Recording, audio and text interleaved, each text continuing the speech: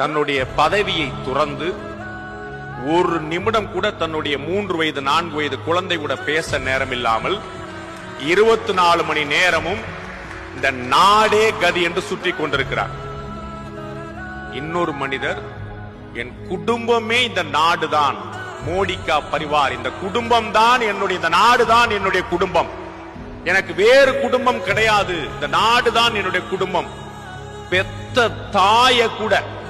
பெத்த தாய கூட தன்னுடைய அதிகாரப்பூர்வ இல்லத்தில் வைக்காமல் ஒரு நாள் கூட்டிட்டு போய் அப்படியே டிராவல் மாதிரி திருப்பி வீட்டுக்கு அனுப்பின ஒரு ஆச்சரியமான மனிதன் காமராஜருக்கு பிறகு. கற்பனை பண்ண முடியாத மனிதர் காமராஜர். நாம் கேட்ட கதை நடைமுறையில் 2 மனிதர்கள் செய்து காட்டினார்கள். ஒன்று அப்துல் கலாம், இன்னொன்று பாரத பிரதமர் நரேந்திர மோடி. ஜனாதிபதி மாளிகையில தன்னுடைய சகோதரனுடைய தன்னுடைய தாயோ யாரையுமே கூட்டு போகாம அப்துல் கலாம் அவர்கள் மரைக்காய கூட்டு போய் காட்டிட்டு இதுதான் ஜனாதிபதி மாளிகை, அடுத்த பிளைட்ல கிளம்பு அப்படின்னு. பாரத பிரதமர் நரேந்திர மோடிக்கு குடும்பம் இல்லை, குடும்பம் என்று சொல்ல இல்லைன்னு சொல்றாங்க. அவருக்கு மனைவி மக்கள் தான் இல்ல, அண்ணன் இல்லையா, தம்பி இல்லையா, தாய் இல்லையா, அத்தனை பேருமே இருந்தார்கள், இருக்கிறார்கள் இல்லையா? ஏன் 140 கோடி மக்கள் இல்லையா? அப்ப அவருடைய கவலை யாரை நோக்கி இருக்கிறது? எல்லாரும் ஒரு பக்கம் போறான், நாமளும் ஒரு பக்கம் போவோம். 2013 இறுதி காலத்தில் ஆகஸ்ட் 15 பிறகு பாரத ரத்னா திரு அத்வானி அவர்கள் குறிப்பிடுகிறார், இனிமேல் இந்தியாவில் ஒரு கட்சி ஆட்சி முறைங்கிறதே முடிஞ்சிருச்சு. இந்தியாவில் ஒரு கட்சி ஆட்சி முறைங்கிறதே முடிஞ்சது, கூட்டணி ஆட்சி மட்டும்தான் சாத்தியம்னு அப்பேற்பட்ட தலைவர் கருதுகிறார்.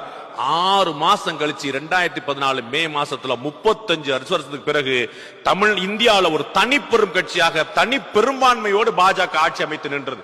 எவ்வளவு உழைப்பு! 2014 இதே கோயம்புத்தூர் மண்ணில் தான் நான் பாரத பிரதமர் நரேந்திர மோடி பேட்டி எடுத்தேன். இதே மண்ணில் தான் இங்கதான் பேட்டி எடுத்தேன். எனக்கு பேட்டி கொடுத்த பிறகு 3 ஊர்ல பிரச்சாரம் பண்ணிட்டு சாயந்தரம் 6 மணிக்கு குஜராத்ல அகமதாபாத்ல இறங்குறாரு. அவருடைய PA கைலாஷ்நாத் போன் பண்றாரு, பேட்டி நல்லா இருந்தது, ரொம்ப பிரமாதம், பாஸ் ஹாப்பி அப்படின்னு. எப்படி உழைக்கிறா பாருங்க. இங்க கிருஷ்ணகிரியில, கன்னியாகுமரியில, நாடு முழுக்க 300க்கும் மேற்பட்ட கூட்டங்கள். இந்த முறை பாருங்க அவ்வளவு கூட்டங்கள். அப்ப நாய் மாதிரி, பேய் மாதிரி, வெறி பிடித்த மாதிரி யாருக்காக உழைக்கிறார்? ஒரு ஊழல் குற்றச்சாட்டு சொல்ல முடிஞ்சா சார்? 22 வருஷமா ஒருத்தர் பதவியில் இருக்கிறார் சார். 22 வருஷமா ஒருத்தர் பதவியில் இருக்கார். 2002 இருந்து 2024 வரைக்கும் 12 வருஷம் முதலமைச்சர், 10 வருஷம் பிரதமர். ஒரு ஊழல் குற்றச்சாட்டு ப்ரூவ் பண்றதெல்லாம் விடுங்க சார், சொல்ல முடிஞ்சதா சார்?